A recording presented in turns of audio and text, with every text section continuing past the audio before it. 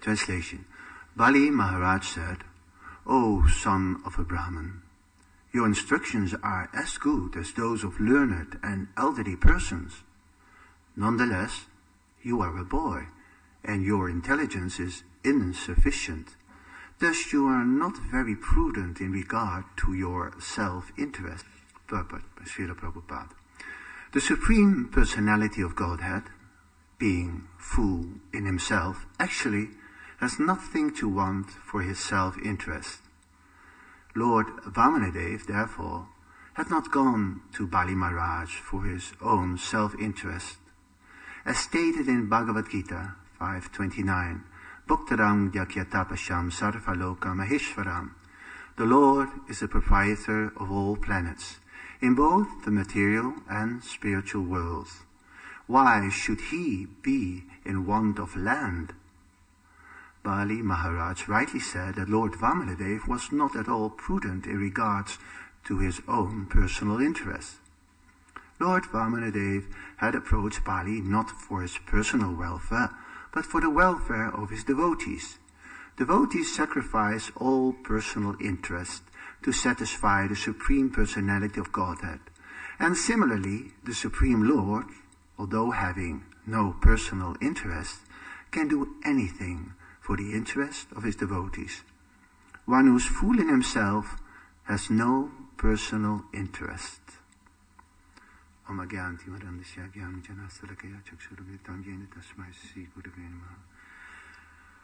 like to offer my obeisances to Mother Saraswati, the goddess of music and learning, to Srila Vyasadeva, the author, to Sukadeva, the speaker, and to Srila Prabhupada, by whose mercy we're all able to hear about these wonderful pastimes of the Supreme Lord.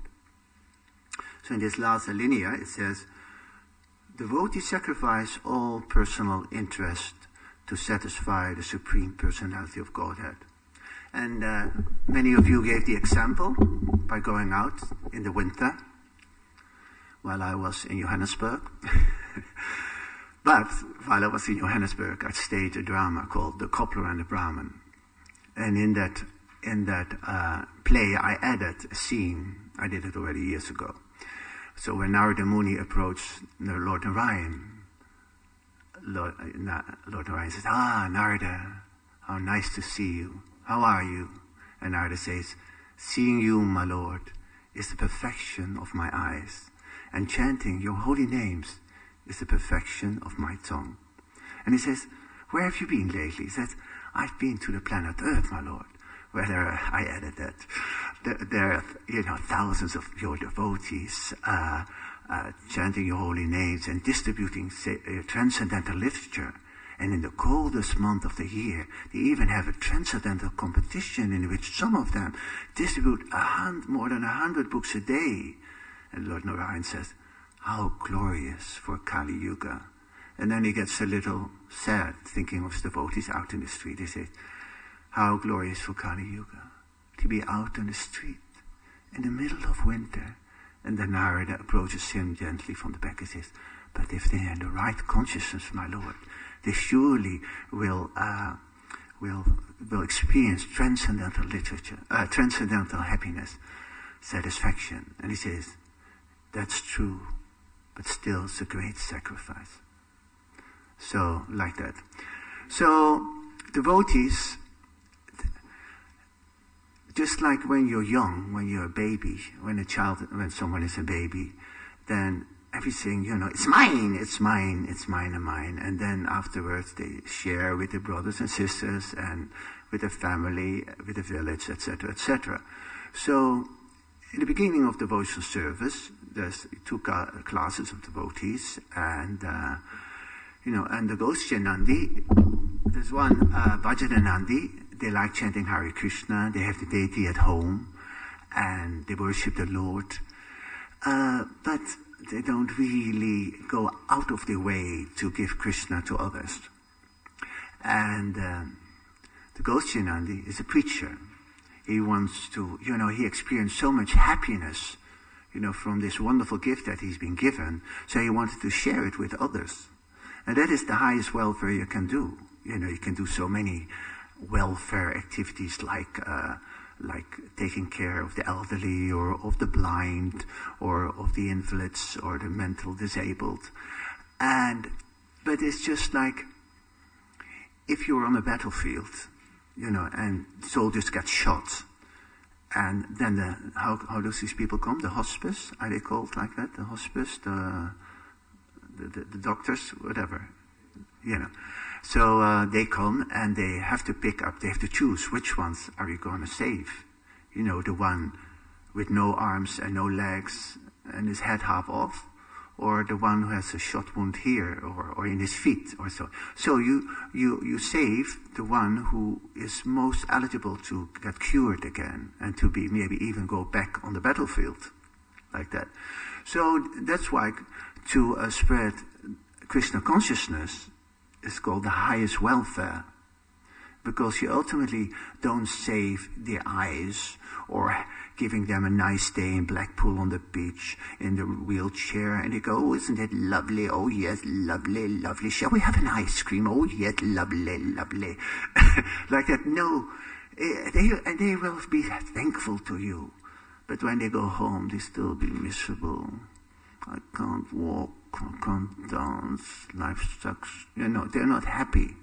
But if you tell that very same same person in a wheelchair on Sankirtan, if you approach him and you give him a book, and if they're a little receptible, if you say, how are you? He says, it's not easy, huh? Or so sometimes you see that it's a young person who, the way they dress, you can see what they were previously.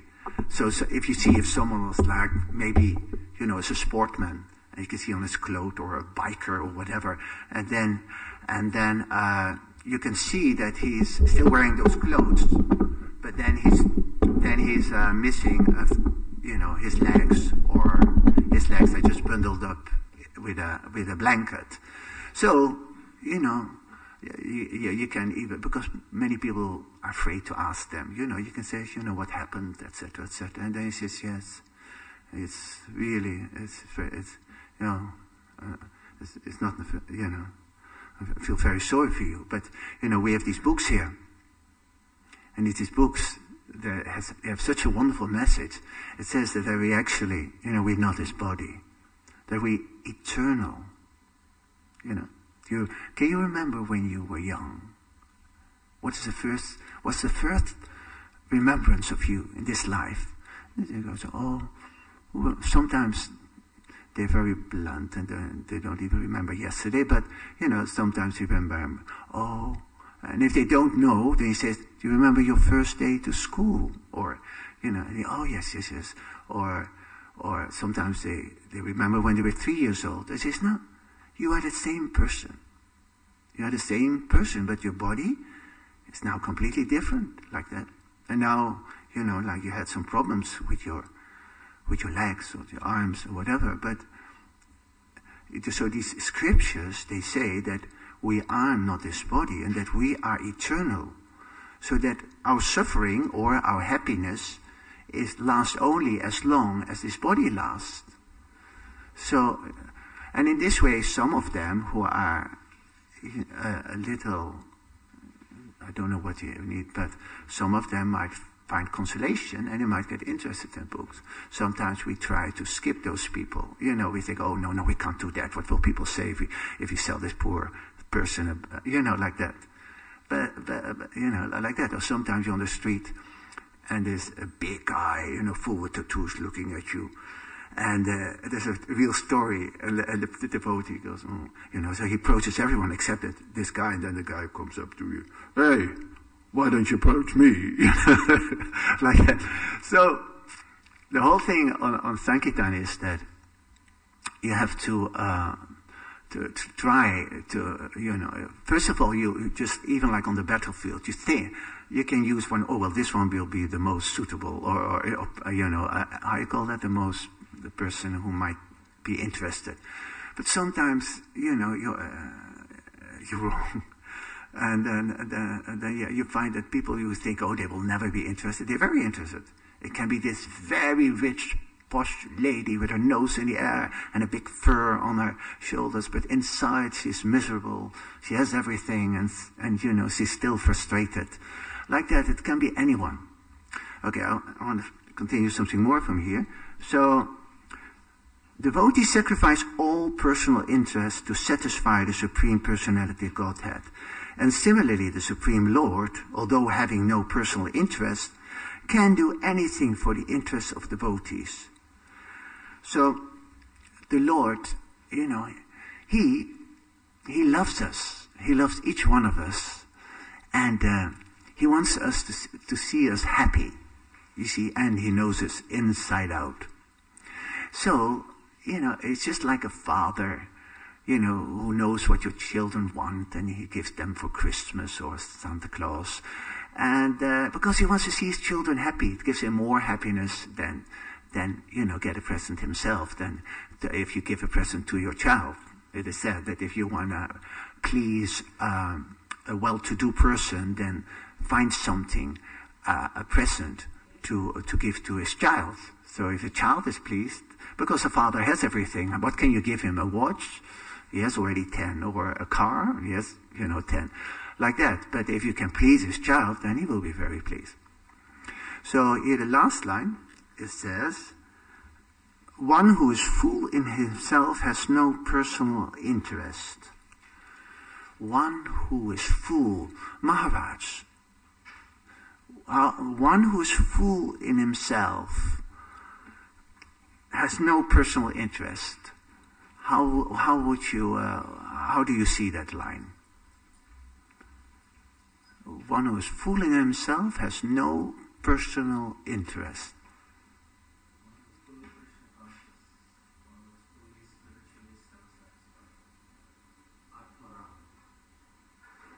Yeah, no, but this has no personal and interest. So yeah. One is full in himself.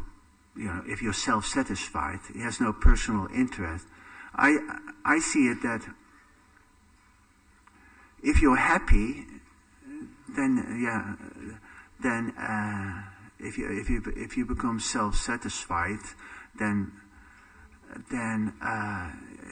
the more you become Krishna conscious, the less you think of yourself, and the more you think of others, and the less you are Krishna conscious, you think of yourself first. Say the Mahaplate comes around, and but then people grab. Like for instance, I was in a temple and they served only Mahaprasadam, and then there's a temple devotees, not so many, but then some people they take 2 puris or 3 puris, but there's only 4 or 5. Then think, oh, let me just take one so that the others can also have one, or something like that. Or even if you're not so into puris, then and he likes puris, then say, hey, you would like a puri, So even if you like it a little, then it gives you more pleasure to give you a smile on your face. Hey, you want a Mangalarti sweet? Then, although I like it myself, but to see you more happy. So I see it like that more, that has the personal interest becomes less and less thinking about himself. But I might be wrong, but that's the way I see it. So, a week ago, there was Srila Bhaktisiddhanta's Disappearance Day, huh? Right? Disappearance Day, right? In December. And when I was in Johannesburg, I remembered that I once saw this quotes from Srila Bhaktisiddhanta. And they're so deep. And I just read the first one. And if you read them as well, then I don't read them. But if you haven't, then I want to read a few of them because they're so deep. So Srila Bhaktisiddhanta says, we are put to test and trial in this world. Only those who attend the kirtan of the devotees can succeed. Did you read about those lines? You mentioned them all? No? Or I'll read a few more because some are so deep. Every spot on earth where discourses on God are held is a place of pilgrimage. Possessions of objects not related to Krishna is our main melody. As dalliance with the body in luxury increases, so wanes the spirit of service of the Lord. This especially for those living outside, because you get entangled and then you get children and you have a job, etc., etc. And then Krishna is so difficult, for him, forgetful. And you have so many things to think of just to maintain your family. Those favored by God, I love this one. Those favored by God find their path set by thorns. So, if you don't have any thorns, that means you're not so strong. That Krishna gives you a thorn, or Maya gives you a thorn, to how to deal with it. Because it's like a baby, you say to a baby, hey, you want to fight? Boom. No. So you wait till he has a little muscle. So Maya's service is to test us, right? We can only go back to Godhead. We can only be eligible to go back to Godhead if we have no separate desire independent of the Lord. Everything, you lost their flavor. Living in this world, your apartment, and you see everyone is dying around me, and then the attractiveness of the Lord, how wonderful it is there. And so at the time of death, your whole life comes in front of you. But then all the attachments which you have, they flicker up again. And then you see them and say, oh yes, like that. If something you like, because you see it very quick. And then if it pops up many times, then your mind is thinking of that at the time of death. And then you have to take a body to enjoy that. Even if it's the sunshine, you have to take birth. Maybe in India, maybe in South Africa, definitely not in England, but in a warm place. If the sun is your main attraction, or if the ocean is the waves is the most attraction, then you will be in a seaside resort or whatever. So when you get a little stronger in Krishna consciousness, then Krishna, there will be a test. And then the Lord sees how you deal with it. And you can, just like if you're at school, you can fail it, or you can pass it. And if you fail it, then he leaves you alone for a little while, and then he tries again, to see, because the Lord misses us more than we miss him. And if you're sincere, he knows the ones who are sincere, but we all have our attachment to certain things, and he knows that as well.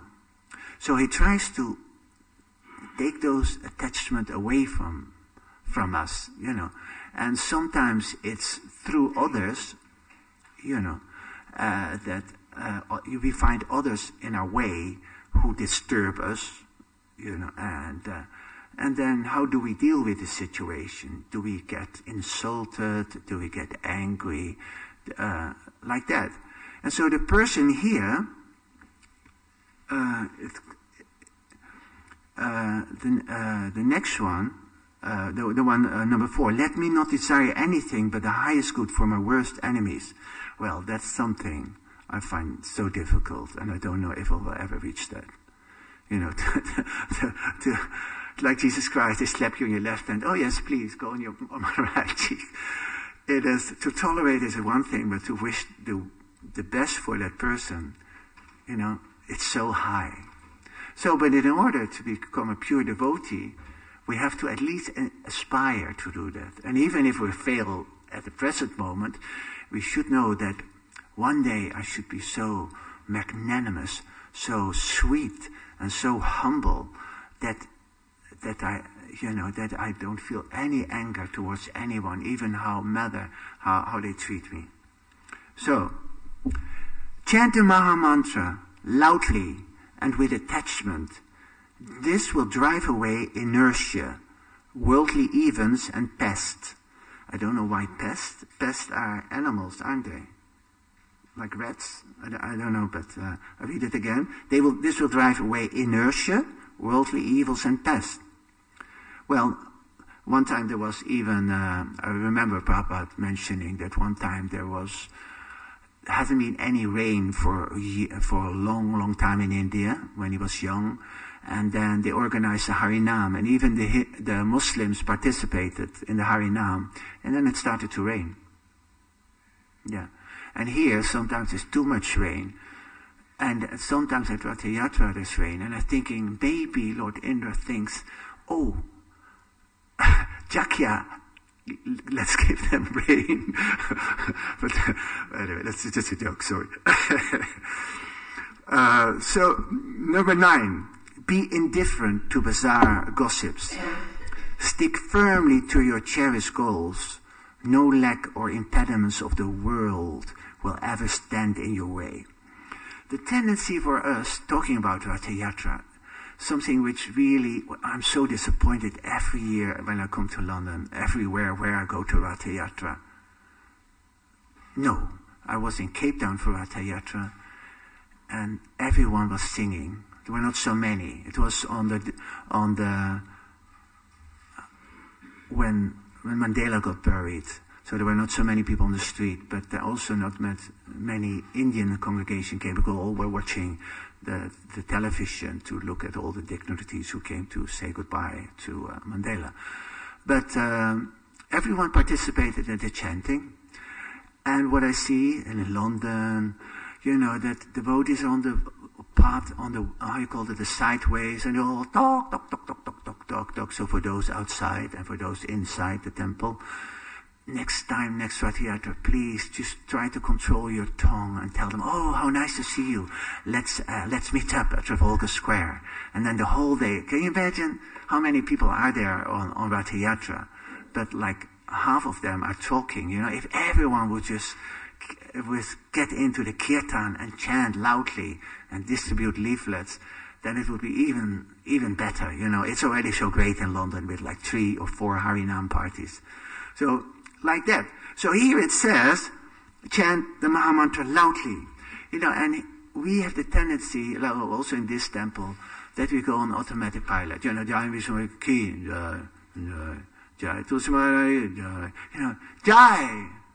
You have to put, even if you don't feel like it, if you're tired, you have to do that. And if you do that, Prabhupada said, because you're not dancing, I asked him, why are you standing in the back? Mangalati, tired, just got up, tired. No, you're here for the lordships, so you go out of your way to dance for them like this. Don't be just in your head, just dance, not wildly, just sway. And at the end, you might be able to jump a little, but don't have to, but at least dance. In the old days, we were all doing the Swami step. So, the tendency is, is when the guests come and they stand and they don't move, then it becomes like a temple or like a church. And this is the movement of Lord Chaitanya, where we are alive and we are dancing and singing and happy.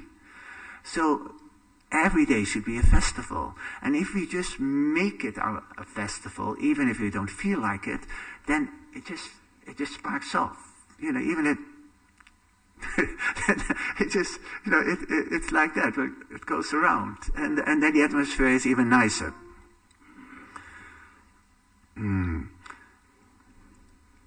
Jai Shri Radha Govinda Sitaram Lakshmana Sisi Koni Jai Ki Jai. Be indifferent to bizarre gossips. Stick firmly to your cherished goals. No lack or impediments of the world will ever stand in your way. So this is determination, fixed. Just like you go on Sankirtan, like, the Kirtan leader, or the Sankirtan leader. Hari Hari Hari Bol. He was fixed to go out as soon as possible. Like that. You have to be fixed, and no matter, it's raining, don't care for the rain. I just go out and find myself a shopping mall or go door to door. So it's like this, you need enthusiasm, And this enthusiasm shows also in, participation, Jai, Haribol, and in determination. And being aware, like I said this before, but I have to repeat it again and again, that the lordships are the lordships of the manor. And they want to see you. We are his servants. So he's waking up very early. So we have to be there when he sees us. He wants to see, is my gardener there? Is my cook there? Is the pujari there? Yes, everyone is there. Very nice. Who's missing? Hey, what is he doing there? Where is he? Oh, sleeping. Okay, like that. So, and in the greeting of the deities, so he's all dressed up, and so he wants to show himself. Ta-da! Where are you? Like that. And you can't chant his holy name. Hare Krishna, Hare Krishna, Krishna Krishna, Hare Hare. No. In the old days, even where you're in the kitchen, you just run out of the kitchen and say, Hare Hare Bol, and pay obeisances and go back to the kitchen. So what's the use of chanting your rounds while the lordship appear? You have to be there. Show respect. Like that. And if you don't understand that, please try to understand it now. That's the whole essence of Krishna conscious. To become conscious that they are your Lord. And your service, in order to go back to his abode, is to please him so much that he wants you all the time with him. And see, perfect. You're a perfect servant. Great. Can you cook for me? Yes. What do you want? Can you do that? Yes, boo. Like that. In this way we become eligible. So a devotee, 11, feels the presence of God everywhere. But one averse, this is a beautiful one, but one averse to the Lord denies his existence anywhere. Shall I repeat that? You can. A devotee feels the presence of God everywhere. But one averse to the Lord denies his existence anywhere. I forgot number 10. Pay due respects to the extroverts of the world, but do not be appreciative of their manners and conduct. They are to be shaken off from your mind. So if someone, the extrovert, if they're very, you meet on the street, a famous pop star, a football player, whatever you remember, and, then you see him as a soul, and you can give your respects, etc., but think of him, this is just a spirit soul, tiny living entity on his way to hell. Let me save him. So you cannot appreciate transcendental matters, number 12, with the reasoning of the world. It is sheer nonsense to decry them with the measuring stick of your intellect. 13. To recite the name of Sri Krishna is bhakti. 14. Life is for the glorification of topics on Hari. If that is stopped, then one need is there to carry on life. This is a nice one. 15. Physical illness with Hari Bhajan is preferred to physical fitness without Hari Bhajan. 16. Our span of life on earth is short. Our life will be crowned with success if the body wears out with constant discourses on Hari. We are on earth, 17, not to work as artisans for making big buildings with wood and stone, but to work only as messengers for the teachings of Sri Chaitanya Dev. To transform the adverse desires of the jivas is the supreme duty of the most merciful. To rescue one person from the stronghold of Mahamaya is an act of superb benevolence, far superior to opening innumerable hospitals. Unless we are devoted to God, secularism shall not leave us. Look within. Amend yourself rather than pray into the frailties of others. In this world of Maya, averse to the Lord, full of trials and tribulations, only patience, humility, and respect for others are our friends for Hari Bhajan. Patience, humility, and respect for others. The Lord, Gaurasundar, puts his devotees in various difficulties and associations to test their patience and strength of mind.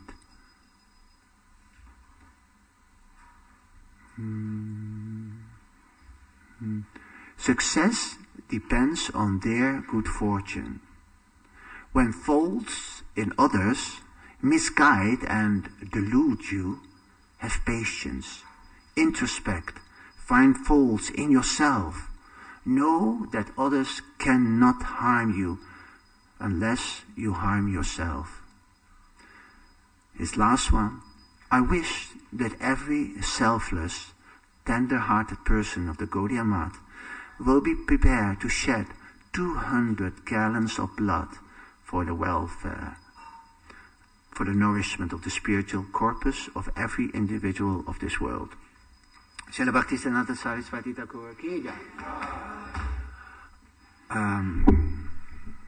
the Supreme Personality of Godhead, going back to the purport, being full in himself, actually has nothing to want for his self-interest. Lord Vamanadev therefore had not gone to Bali Maharaj for his own self-interest. So he went for the self-interest of others. So are there any questions or comments